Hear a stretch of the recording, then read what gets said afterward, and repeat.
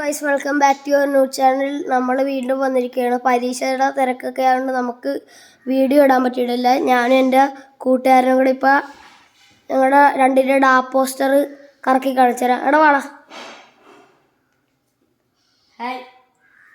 ഇനി ഞങ്ങളുടെ പോസ്റ്റർ കറക്കി കാണിച്ചു തരാം.